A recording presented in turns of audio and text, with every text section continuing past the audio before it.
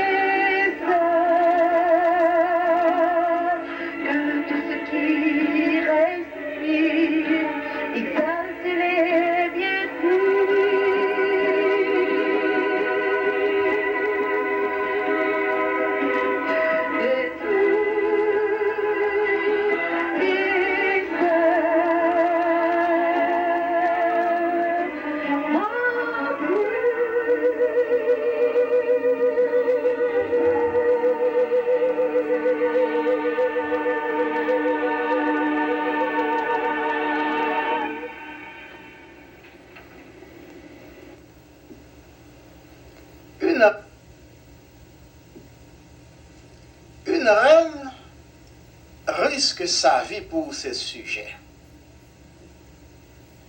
Nous sommes donc à l'étude du personnage d'Esther, cette figure de femme importante dans la Bible et en particulier pour nous autres chrétiens. À la faveur de l'accident de sa beauté, nous disons bien accident de sa beauté, et par l'accident d'une reine déchue, bon, Esther se voit reine d'une des plus grandes puissances du monde. Et quand tout semblait aller comme sur des roulettes, bon, c'est alors que son moment crucial vint. Et depuis, pour ce moment, ne manqua pas de faire écho. Comment une minorité raciale a-t-elle pu gravir les échelons de l'Empire perse? Comment les Juifs, le peuple d'Esther, ce peuple qui ne se mêlait pas des affaires des gens de son entourage, comment ce peuple a-t-il pu accéder à ce rang? Ce peuple qui ne se mêlait pas des affaires des gens de foi différentes, comment dis-je, ces gens-là ont-ils pu accéder à ce rang, le plus élevé d'ailleurs? Bon, on était en majorité jaloux de leur succès et surtout du fait qu'ils étaient un peuple mis à part, bon, séparé du reste du monde. Un premier ministre vindicatif, Haman son nom, bon, faisait tout ce qui dépendait de lui pour détruire tous les ressortissants d'Esther, c'est-à-dire tous les Juifs. Ainsi, il fit publier un édit de génocide pour compte du gouvernement, compte du roi. Bon, il fallait donc tuer tous ceux-là qui n'étaient pas citoyens du pays. Devant une telle alternative, un cas si crucial, qui courait un tel risque? Qui aurait cru que Esther interviendrait? Car en agissant ainsi, elle ne ferait que risquer sa vie, risquer sa position. Et alors, quelle différence en cela ferait-il? Risquer sa vie et sa position de reine pour, bon, une cause déjà perdue, comprenez bien. On était déjà à la recherche d'Esther et de toute sa clique, c'est-à-dire des Juifs. Bon, pensez-vous qu'elle se serait présentée dans une circonstance pareille quand on était déjà à la recherche d'elle? Ce serait comme offrir, bon, elle-même s'offrir en holocauste. C'est un coup, on va chercher en l'air, on va capable de joindre, et puis, même pas là devant pied, on lui vient pour tête li. Bon, qui aurait accouru un tel risque? Esther, pour le roi, n'était seulement, bon, qu'une partenaire de sexe, bon, qui n'avait aucun pouvoir devant le roi, devant un tel roi, un roi qui avait de la préférence Bon, seulement pour des femmes qui n'interféraient pas avec son pouvoir, des femmes qui n'ont jamais eu à tenir tête devant lui. Des femmes tout à fait disponibles à lui, le roi, mais que lui, le roi, utiliserait seulement quand il en aurait besoin, seulement quand il les aurait appelées. Bon, Esther n'avait pas le droit d'aller auprès du roi. Bon, c'était la loi. Il n'avait pas le droit d'agir ainsi sans que ce dernier lui aurait appelé. Quand Esther n'avait pas le droit d'aller auprès du roi si le roi ne l'appelait pas. Bon, et fort malheureusement pour Esther, bon, le roi ne l'avait pas appelé depuis tantôt un mois. Bon, entre-temps, les Juifs sont en danger. Les Juifs sont en danger. Et l'édit de génocide même est déjà publié. Bon, ce n'est qu'une question, bon, d'heure, quoi. Une question d'heure. Alors, Mardochée, le cousin d'Esther, lui fait songer son unique place, son seul en chez soi. Aussi, lui déclara-t-il ces paroles. Bon, ces paroles de cœur, quoi. Ces paroles célèbres. Qui sait, si ce n'est pour un temps comme celui-ci, un temps comme aujourd'hui, que vous êtes parvenu à la royauté, qui sait, si ce n'est que pour, bon, une occasion comme celle-ci, tandis que nous sommes en danger, ton peuple est en danger, qui sait, si ce n'est que pour un temps comme celui-ci, que tu es parvenu à la royauté. Alors Esther réagit, bon, spontanément, sans avoir le temps de tenir conseil. Bon, et voilà, voici, disons, en mieux, la position d'Esther. Voici sa déclaration, ses paroles courageuses. Bon, que nous tirons naturellement du livre d'Esther, le chapitre 4, et en particulier le verset, au verset 17, où Esther déclara, j'irai vers le roi, même si c'est contre la loi. Et s'il faut que je périsse, je périrai. Bon, c'était là la position, une position de courage, une position de cœur d'Esther, qui, dans cette impasse très difficile, où il fallait, ou du moins elle devait jouer entre son peuple et perdre sa position de reine. Qui sait, si ce n'est, bon, pour un temps comme aujourd'hui, que vous êtes parvenu à la royauté. Bon, faudrait-il parler de coïncidence ou de plan de Dieu dans l'ascension d'Esther? Le livre d'Esther, même indirectement, montre le souci héroïque de Dieu pour les Juifs. En effet, bon, l'histoire se déroule autour d'une série de coïncidences extraordinaires, il faut l'admettre. Et s'il faut en dénoter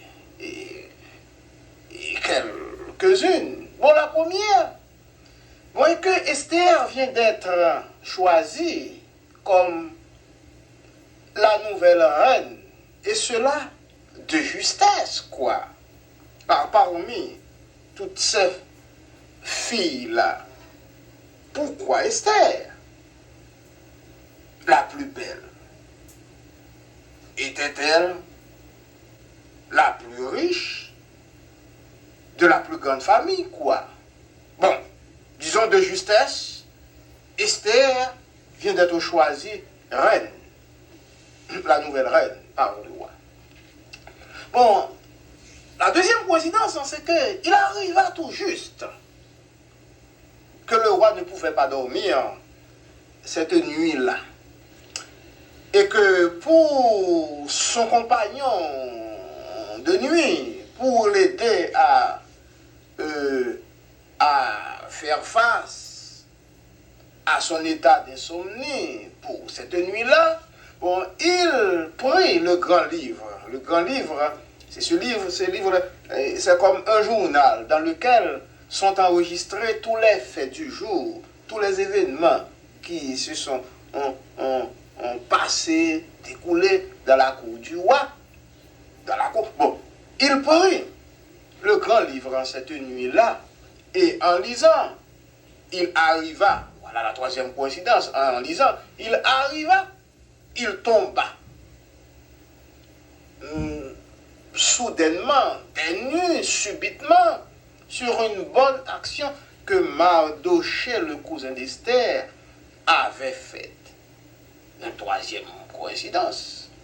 Bon, et bon, une autre coïncidence que nous pouvons considérer comme la quatrième, c'est que il arriva tout juste que, bon, le méchant amant devait faire face à ce moment crucial-là. Toutes ces coïncidences, de concert avec le courage d'Esther, titre de terribles et grands événements en faveur des Juifs. Mais en tout état de choses, la question qui demeure est de savoir tous ces événements étaient-ils de vraies coïncidences ou bien que Dieu était derrière les Juifs, les supportant. Il faut reconnaître que le livre d'Esther n'a pas dit que Dieu était derrière eux. Non, d'ailleurs, le nom de Dieu, à peine est-il mentionné dans ce livre. Et il faut même remarquer que quelquefois, là où l'on s'attendait à rencontrer le nom de Dieu, il faut remarquer, répétons-nous, que ce nom est délibérément mis de côté. Cependant, ceux-là qui lisent avec des yeux de l'esprit, quoi, esprit de croyant, tant soit chrétien, bon, que juif, bon, tout cela, disons-nous, qui lisent avec des yeux de croyants, ils ne peuvent s'empêcher de reconnaître que le bras et le bras puissant de l'Éternel a été dans tous les faits positifs en faveur du peuple juif. Pour comprendre cela, bon, on n'a qu'à lire dans Esther le chapitre 6 et en particulier le verset 13. Voici ce que nous lisons dans Esther chapitre 6 et le verset 13. Aman raconta à Zérek, sa femme, et à tous ses intimes amis, ce qui lui était arrivé. Ses conseillers et Zérek, sa femme, lui dirent, s'il est de la race juive, ce Mardochée, devant qui tu as commencé de déchoir, tu ne te tiendras pas devant lui. Ta déchéance sera totale devant lui. Bon, ça a été la déclaration de Zérek, la femme d'Aman et de ses amis aussi. Autant dire que, bon, après que Aman fut pris dans son propre piège, bon, et qu'il a raconté, bon, sa déception à sa femme, c'est vrai qu'il y a ses devins, ses intimes. Bon, sa déception devint plus grande, car la réponse qu'il obtint de même n'était pas celle-là à laquelle il s'attendait. Bon, et puisque Mardochée, bon, devant qui votre chute a commencé, est d'origine juive, bon, vous ne pouvez pas vous tenir contre lui. C'est certain qu'il vous écrasera. C'était la réponse là. Bon, mais qu'en est-il de tout cela? Bon, c'est que nous avons parlé accident de beauté d'Esther, accident de la reine, de la déchéance, de la chute de la reine de Vasti. Nous avons parlé de coïncidence,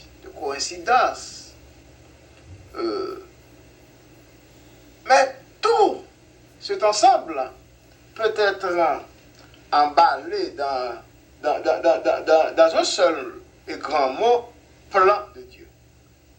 Il faut admettre que dans toutes ces circonstances-là, que nous voulons appeler coïncidence ou accident, nous devons admettre que Dieu était là, pas à pas, avec les Juifs, les soutenant, les supportant, car il est toujours celui qui exerce la main de ceux-là qui croient en lui au combat. Bon, c'était une présentation autour des femmes de la Bible, ces femmes remarquables. Et nous nous étions penchés en particulier sur une figure que nous avions détachée de ces femmes-là, c'était la figure d'Esther. Et espérant que l'étude a été une source de bénédiction pour vous aujourd'hui, nous demandons que le Seigneur vous bénisse et qu'il nous permette de nous retrouver la semaine prochaine à cette même heure, sur cette même chaîne de télévision, pour poursuivre notre série d'études. Et si, cette étude a été une source de bénédiction pour vous, dites merci Seigneur et faites savoir cela autour de vous. Et restez branchés car vous êtes toujours sur la vérité aux étoiles qui tient à vous tenir content, tandis que nous sommes à l'heure du couchant et à l'enchantement du crépuscule.